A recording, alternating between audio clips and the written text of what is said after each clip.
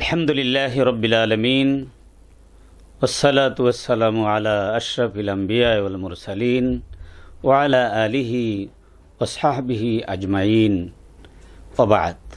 আল্লাহুম্মা সাল্লি আলা সাইয়্যিদিনা মুহাম্মদ কামা সাল্লাইতা আলা ইব্রাহিম ওয়া আলা আলি ইব্রাহিম ইন্নাকা হামিদুম মাজিদ।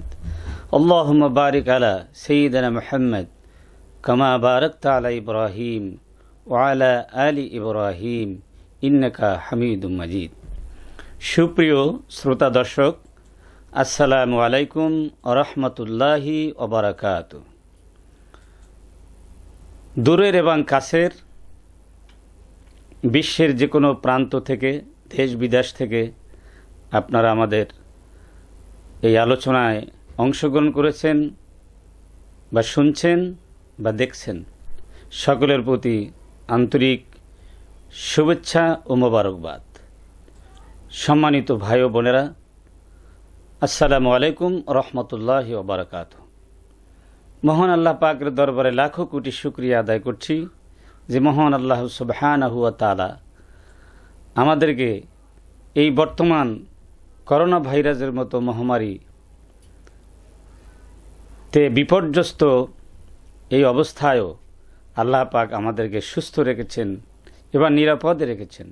সেই মহান আল্লাহ পাকের দরবারে আমাদের শুকরিয়া আদায় করা দরকার। আসুন আমরা সেই মহান রবের দরবারে, রব্বে কারিমের দরবারে আমরা কালিমাতুশ শুকর আদায় করছি। আমরা সকলে পড়ছি আলহামদুলিল্লাহ হামদান কাসীরান তাইয়িবান মুবারাকান ফি কামা ইউহিব্বু রাব্বুনা ওয়া ইয়ারদা।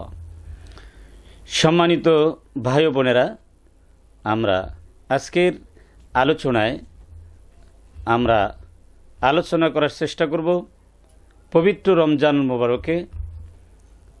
এই রমজান মাসে শিশু কিশোরদের প্রতি আমাদের দায়িত্ব এবং করণীয় বিষয়।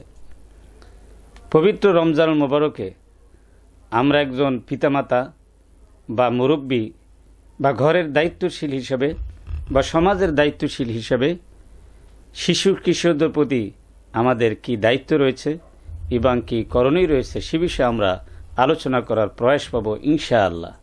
ওমা তৌফিক ইল্লা বিল্লাহ আলাইহি তাওয়াক্কালতু ওয়া ইলাইহি উনীব।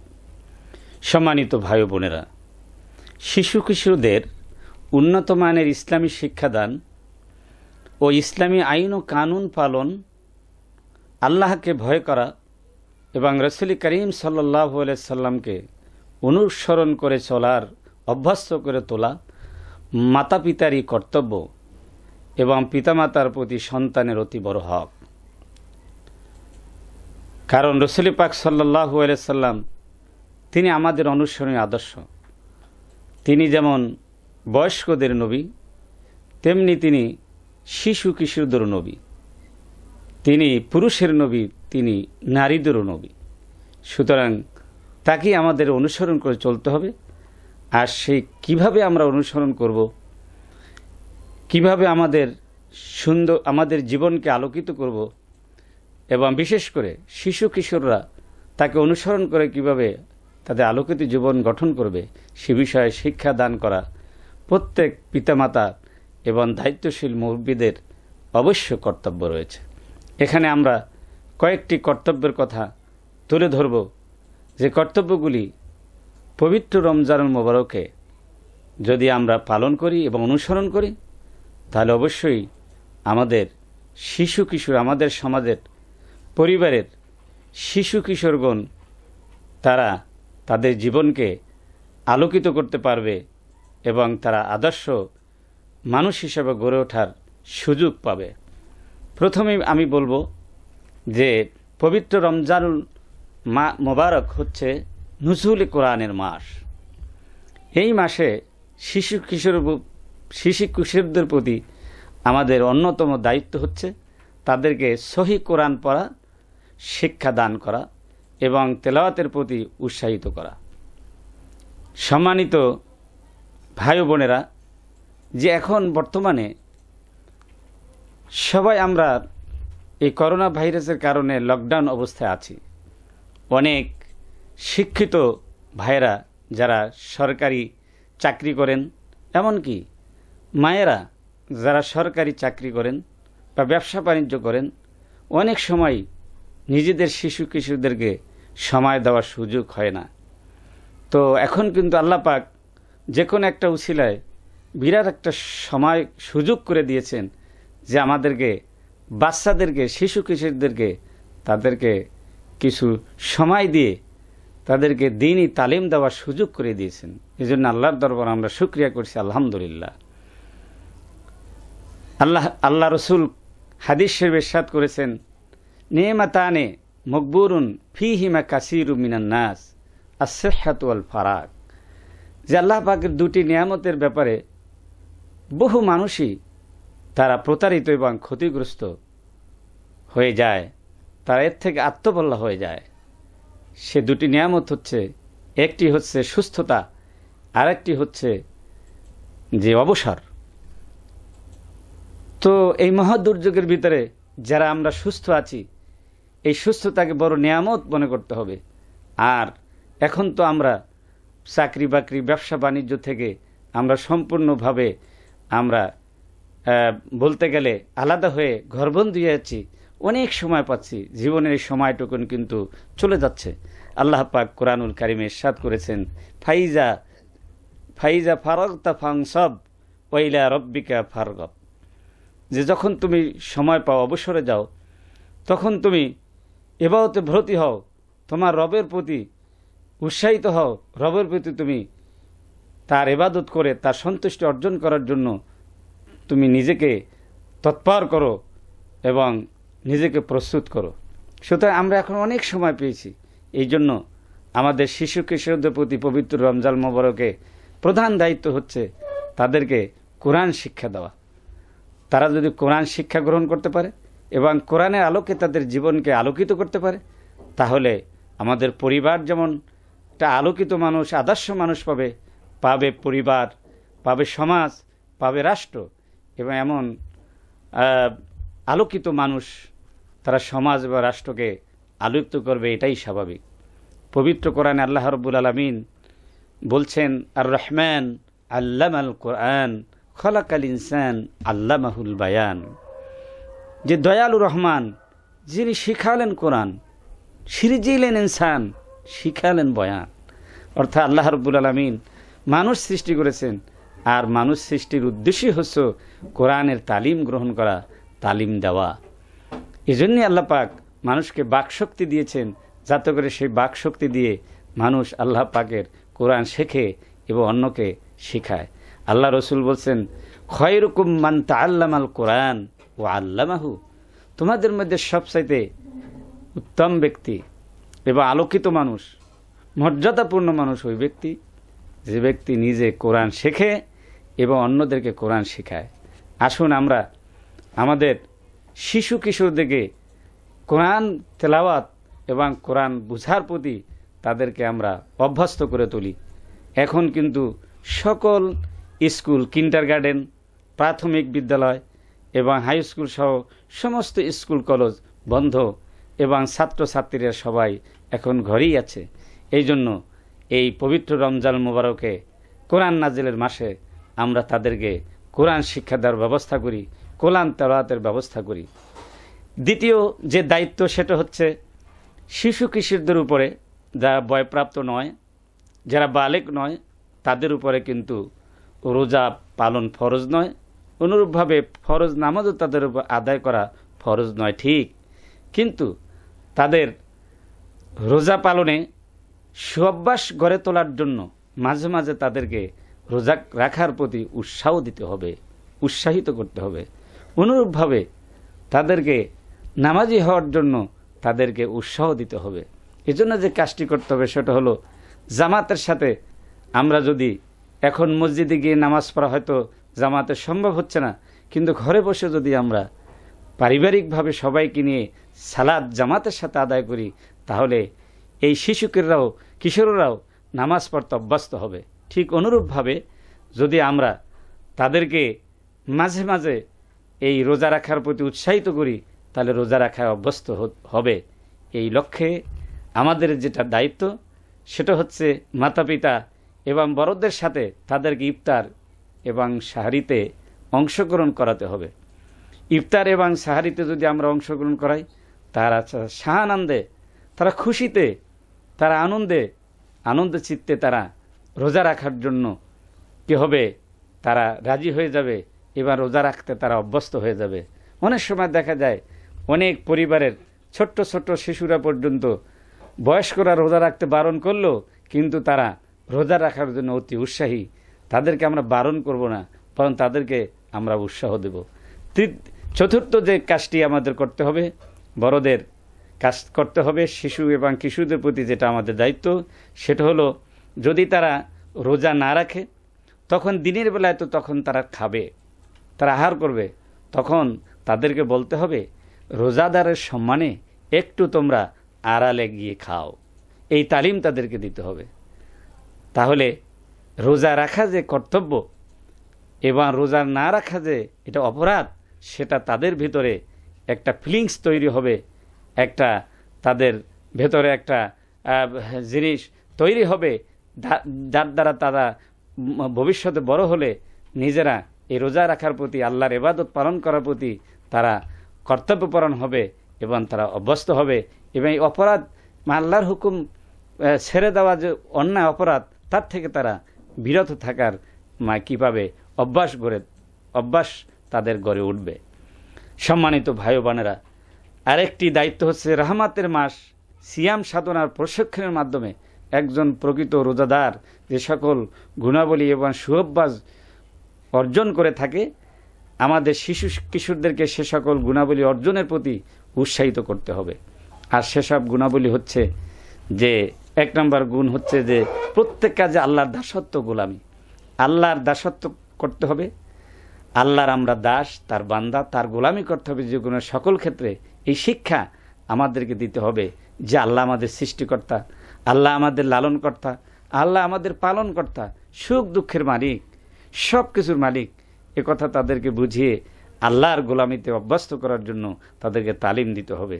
ঠিক অনুরূপভাবে তাকওয়া পরহেজগারী জিন্দেগি অর্জন করার জন্য তাদেরকে অভ্যাস গড়ে তোলার জন্য তাদেরকে তালিম দিতে হবে। এবং অন্যায় অসত্যের বিরুদ্ধে, অন্যায় ও অসত্যের বিরুদ্ধে প্রতিবাদ করার মানসিকতা তাদের তৈরি করতে হবে। পারস্পরিক সহানুভূতি, সহমর্মিতা, সহমর্মিতা জাগিয়ে তুলতে হবে। অভাবী ও দরিদ্রের অভাব মোচনের চেষ্টা করতে হবে। বেশি বেশি দান খয়রাত করতে হবে। অর্থাৎ আমরা শিশু কিশোরদের মাধ্যমে কোনো একজন অভাবী লোকের নিকট যদি আমরা সাহায্য দেই, সেই সাহায্য যদি তাদের হাত দিয়ে দেই, তাদের মাধ্যমে দেই, তাহলে তাদের সেরকম একটা সুঅভ্যাস গড়ে উঠবে এবং তারা ভবিষ্যতে বড় হলে তারাও সেই দান করায় অভ্যস্ত হয়ে যাবে। এবং ধৈর্য এবং সহিষ্ণুতা অবলম্বন করা, এটা জীবনের সকল ক্ষেত্রে, ছাত্র হোক এবং সে যুবক হোক, তরুণ হোক, সকলের জন্যই ধৈর্য গুণটা খুবই গুরুত্বপূর্ণ, সেটা তাদেরকে বুঝাতে হবে। প্রত্যেক কাজে নিয়মানুবর্তিতা ও সময়ানুবর্তিতার গুরুত্ব দিতে হবে। হালাল রুজি অন্বেষণে পরিশ্রমী হওয়া, অধিক ইবাদতের সুঅভ্যাস গড়ে তোলা এবং ঐক্যবদ্ধ জীবনযাপনে উদ্বুদ্ধ করা। এর জন্য ঝগড়াঝাটি এবং বিবাদ সংবাদ থেকে বিরত থেকে তাদেরকে শিক্ষা দিতে হবে যে মুসলমান পারস্পরিক সবাই ভাই ভাই, সুতরাং তাদের মধ্যে কোনো বিরোধ থাকতে পারে না, অনৈক্য থাকতে পারে না। মুসলমান তারা সমাজবদ্ধ জীবনযাপন করবে, তারা কখনো একজনের পিছনে আরেকজনে কুৎসা রটাবে না এবং অনৈক্য সৃষ্টি করবে না, বরং একজনের প্রতি আরেকজনের সহানুভূতিশীল হবে, সেই শিক্ষা তাদেরকে দিতে হবে। সম্মানিত ভাই ও বোনেরা, পিতামাতা এবং অভিভাবকগণ যদি শিশু কিশোরদের প্রতি ভবিষ্যতের সমাজে মানুষ হয়ে গড়ে ওঠার জন্য এবং প্রকৃত মানুষ হিসেবে মাথা তুলে সমাজে দাঁড়ানোর জন্য যদি এই শিক্ষা দেয়, তাহলে এ ধরনের সন্তানেরা এই পিতামাতার পক্ষে ইহকাল এবং পরকালে সর্বত্র কল্যাণকামী হয়ে উঠবে এবং দেশ ও জাতিকে আলোকিত করার জন্য সমাজ একজন আদর্শ এবং আলোকিত মানুষ হিসেবে গড়ে উঠবে। এরকম আলোকিত এবং আদর্শ মানুষ গঠন করার জন্য মাতা পিতার দায়িত্ব, মুরব্বীদের দায়িত্ব রয়েছে। আপনারা শুনে সবাই আশ্চর্য হবেন এবং খুশি হবেন যে মহান আল্লাহ রাব্বুল আলামিন কোরআনুল কারিমে সূরা লোকমানের ভিতরে এরকম একজন আদর্শ পিতার কি ভূমিকা হবে তা আল্লাহ পাক হযরত লোকমান হাকিমের যে তার সন্তানকে কিভাবে গড়ে তুলেছিলেন সেই নির্দেশনা কোরআন শরীফের ভিতরে আল্লাহ পাক দিয়েছেন। তার সেই নসিহতগুলি কোরআন শরীফের ভিতরে আল্লাহ পাক উল্লেখ করেছেন। আল্লাহু আকবার। যে কিভাবে একজন পিতা, আদর্শ পিতা তার সন্তানকে চরিত্রবান, সৎ এবং যোগ্য এবং আলোকিত মানুষ হিসেবে গড়ে তুলতে হয়, সেই শিক্ষা তিনি দিয়েছেন। যেমন তিনি আল্লাহর পরিচয় তুলে ধরে তিনি বলছেন, ইয়া বুনাইয়া লা তুশরিক বিল্লাহ ইন্না শিরকা লা যুলমুন আযীম। হে আমার প্রিয় বৎস, হে আমার কলিজার টুকরা সন্তান, তুমি আল্লাহর সাথে শরীক স্থাপন করো না। শরীক স্থাপন করা আল্লাহর সাথে এটা মহা অন্যায়, জঘন্য অপরাধ, এটা জুলুম। আল্লাহই আমাদের সৃষ্টিকারী, আল্লাহ আমাদের লালনকারী, আল্লাহ আমাদের সব কিছুর মালিক, এই দুনিয়া সব কিছু দান করেছেন। সুতরাং সে আল্লাহর সাথে কোনো শরীক স্থাপন করা যাবে না, এটা জঘন্য অপরাধ, মহা অন্যায়ের থেকে বিরত থাকতে হবে। সম্মানিত ভাই ও বোনেরা, হযরত লোকমান আলাইহিস সালাম তার সন্তানকে নসিহত করেছেন যে অহংকার করা যাবে না, অহংকার করা যাবে না। আল্লাহ পাক কত বড় মহান, সবগুলি আল্লাহ পাকের নখদর্পণে তার সুনজরে সবগুলি আছে, কেউ তার চোখ ফাঁকি দিয়ে কিছুই করতে পারবে না। সুতরাং অহংকার করা যাবে না। তিনি তার সন্তানের সুঅভ্যাস গড়ে তোলার জন্য, সচ্চরিত্রবান হওয়ার জন্য তিনি বলছেন, আকিমিস সলাতা ও আমর বিল মারুফ ওয়ানহা আনিল মুনকার ওয়াসবির আলা মা আসাবাক ইন্না যালিকা মিন আজমিল উমির।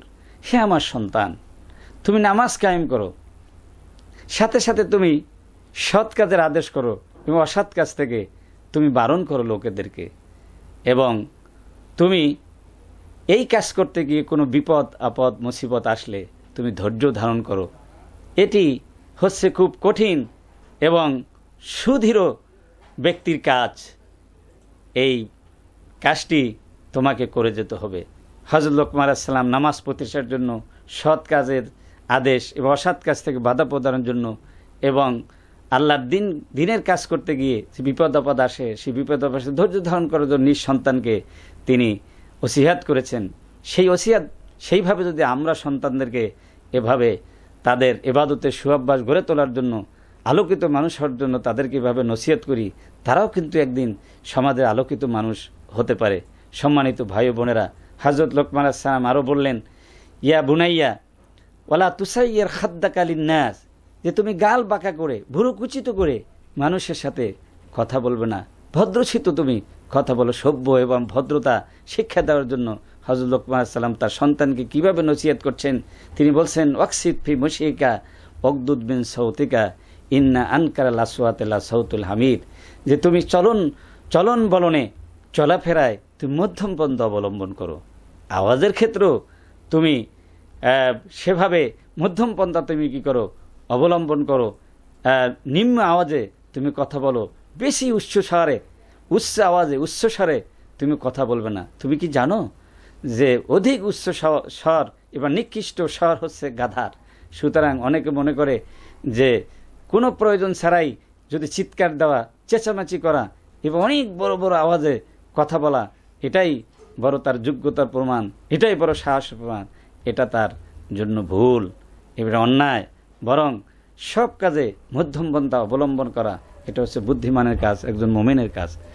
আমার সম্মানিত ভাই ও বোনেরা এবং মুরব্বিগণ, যাদের প্রত্যেকের ঘরে রয়েছে কিছু না কিছু শিশু কিশোর, ছেলে হোক মেয়ে হোক, কন্যা সন্তান হোক এবং পুত্র সন্তান হোক, প্রত্যেকের ঘরেই কম বেশি এই শিশু কিশোররা অবশ্যই আছেন, ছাত্রছাত্রীরা আছেন। তাদের প্রতি আমাদের এই দায়িত্ব রয়েছে, মাতা পিতার দায়িত্ব রয়েছে। এই জন্য পিতামাতার প্রতি তাদের এভাবে গড়ে তুলতে হবে এবং এই গড়ে তোলাটা অনিবার্য হক হচ্ছে সন্তানের এবং দায়িত্ব হচ্ছে পিতামাতার এবং মুরব্বীদের। এ হক পিতামাতা আদায় করতে একান্ত বাধ্য। এই জন্য নবী করিম সাল্লাল্লাহু আলাইহি ওয়াসাল্লাম ইরশাদ করেছেন, মা নাহালা ওয়ালিদুন ওয়ালাদাম মিন নাহালিন আফজালু মিন আদাবিন হাসান। কোনো পিতামাতা সন্তানদের উত্তম আদাব কায়দা এবং স্বভাব চরিত্র শিক্ষাদান অপেক্ষা ভালো কোনো দান দিতে পারে না। অর্থাৎ আদব কায়দা এবং সচ্চরিত্র উত্তম স্বভাবের শিক্ষাই হচ্ছে একজন পিতামাতার পক্ষ থেকে সন্তানের জন্য, মুরব্বীদের পক্ষ থেকে অধীনস্থ শিশু কিশোরদের জন্য সবচেয়ে উত্তম দান। অনেকে মনে করে যে টাকা পয়সা, বাড়ি ঘর, গাড়ি ভাড়ি রেখে যেতে পারলেই মনে হয় সন্তানের প্রতি আমার অনেক হক আদায় হয়ে গেল।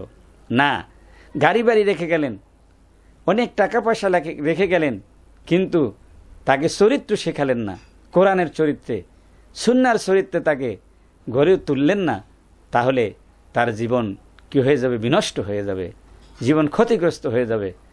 আপনি আপনার হক আদায় করলেন না। এই জন্য রাসূল পাক সাল্লাল্লাহু আলাইহি ওয়াসাল্লাম ইরশাদ করেছেন, আকরিমু আওলাদাকুম আহসিনু আদাবাহুম, তোমাদের সন্তানদের সম্মান করো এবং তাদের ভালো স্বভাব চরিত্র শিক্ষা দাও।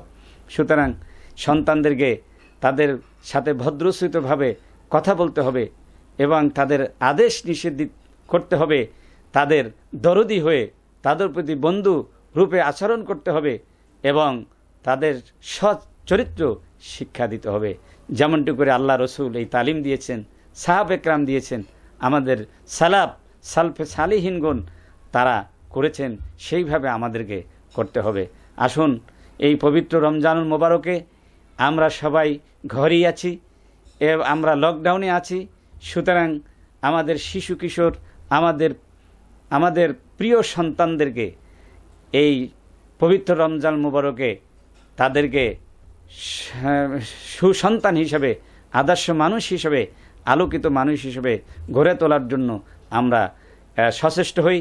কারণ আমরা যথেষ্ট সময় পাচ্ছি এখন তাদেরকে সময় দেওয়ার জন্য এবং তাদের পাশে থাকার জন্য আমরা যথেষ্ট সময় পাচ্ছি। সুতরাং তাদেরকে নিয়ে শুধু টিভি না দেখে এবং তাদেরকে নিয়ে খেলা না দেখে, তাদেরকে নিয়ে আড্ডা এবং গল্পে মেতে না উঠে আমরা তাদেরকে কোরআন শিক্ষা দেই, তাদেরকে হাদিস শিক্ষা দেই এবং তাদেরকে ইসলামী স্কলার এবং বিশেষজ্ঞদের কোরআন হাদিসের আলোচনা শুনাই এবং তাদেরকে সচ্চরিত্র শিক্ষা দেওয়ার জন্য যে উপকরণগুলি আছে সেগুলি তাদের সামনে উপস্থাপন করি। আল্লাহ রাব্বুল আলামিন আমাদেরকে সঠিকভাবে শিশু কিশোরদের প্রতি দায়িত্ব পালন করার জন্য পিতা মাতা সহ মুরব্বীদেরকে সকলকে এগিয়ে আসার তৌফিক দান করুন, সঠিকভাবে দায়িত্ব পালন করার জন্য তৌফিক দান করুন। ওমা তৌফিকি ইল্লা বিল্লাহ, আলাইহি তাওয়াক্কালতু ওয়া ইলাইহি উনীব। আসসালামু আলাইকুম ওয়া রাহমাতুল্লাহি তাআলা ওয়া বারাকাতুহু।